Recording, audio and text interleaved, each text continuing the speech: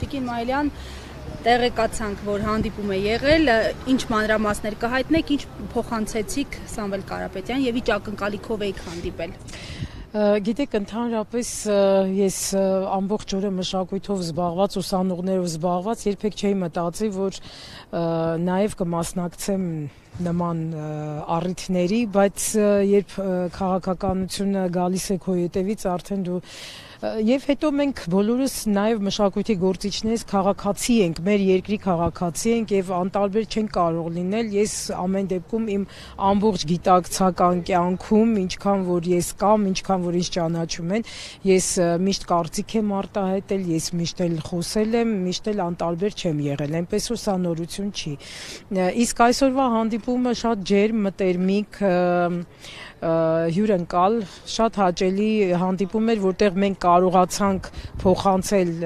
մեր մտահոգությունները, պարոն Կարապետյանը նաև ներկայացրեց որոշ կարևոր հարցեր, որոնք նաև մեզ համար են կարևոր, այսինքն դա դեմոգրաֆիկ շատ ինձ համար շատ կարևոր դա հարց է մեր երկրի դեմոգրաֆիկ պատկերը ապագայում ինչ է լինելու եւ սա շատ մտահոգող կարևոր հարց է նաեւ այդ ծրագրերը որ 300,000 ճակերտավոր հարևանի հետ կապված են ինձ շատ մտահոգում են նաև կապված են դեմոգրաֆիայի հետ եւ ինչու այդ հարցը պետք է ընդհանրապես լինի երբ մենք չենք խոսում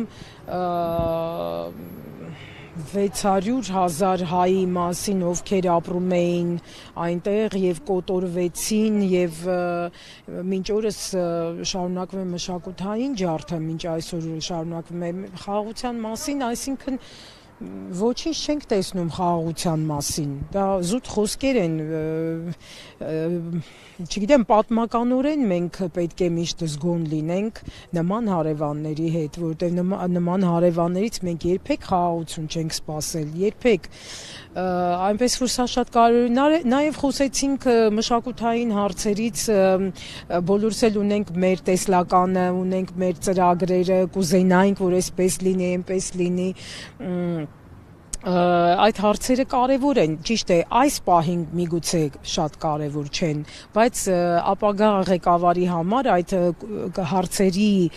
նշմարումը նաև ինչ որտեղ ապագա ծրագրերի հետ կապված է եւ այո որոշ առաջ բերած հարցեր ես նկատեցի, որ այո սպասվելի են եւ կլինի ներկայացրեցիք ձեր սպասելիքները այո անշուշտ Գիտեք, ես այս վերջերս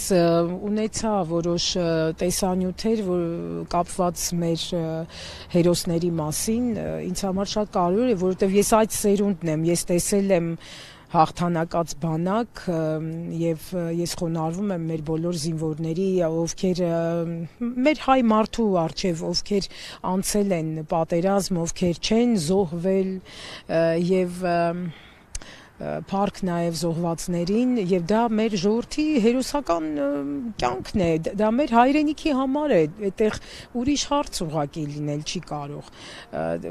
Ես դրա մասին խոսեցի, որ մեր հայ մարդը ով անցել է այդ ճանապարհը պետք է գնահատված լինի, անպայման միշտ պետք է գնահատված լինի եւ նաեւ խոսեցի, որ ցանկալի է, որ ապագայում, եթե դա հնարավոր է, Գյումրի քաղաքում լինի օպերային թատրոն, ինչու ոչ, եւ նաեւ ինձ համար ամենակարևոր հարցը երրորդը չնայած էլի կա, բայց երրորդ հարցը, որ անպայման լինի Հայաստանը շատ գրավիչ տուրիստական առումով ֆեստիվալներ լինեն Հայաստանում, համաշխարհային ֆեստիվալներ, որոնք գրավիչ կլինեն, քանի որ ես բազմիցս մասնակցել եմ նման փառատոններին, աշխարհի երաժշտության փառատոններին, եւ մենք որպես առաջին հոգեվոր պետություն մենք կարող ենք ունենալ հիասքանչ փառատոններ, որոնք ունենան ներդրումներ, գրավիչ երկիր կլինենք մշակութային առումով, որովհետև մենք հենց դա ունենք ամենակարևորը։ Տիկին Մայլյան, մի հարցել էլի շատ են ասում, որ մտավորականները լուռ են այսօր հասական պահին, շատ չեն ձայն բարձրացնում, դուք ինչ կարծիք ունեք։ Այո, իհարկե չեն բարձրացնում, որովհետև ընդհանուր վախի մթնոլորտը մեզ շատ է խանգարում։ Ես երբեք նախկինում չեմ ունեցել խոսքի խնդիր, երբեք չեմ ունեցել։ Ես միշտ խոսել եմ, միշտ եթերներում, լրագրողների համար, միշտ իմ մտահոգությունները ազատ կերպով կարողացել եմ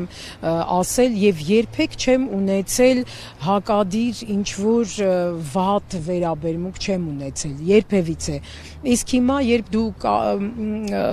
խոսք ես ասում, քո մտքերն ես, քո մտահոգություններն ես առաջ բերում, այդ ինչ է կատարվում, ինչ վիրավորական խոսքեր, սա խոսքի ազատության մասին չի խոսում իհարկե,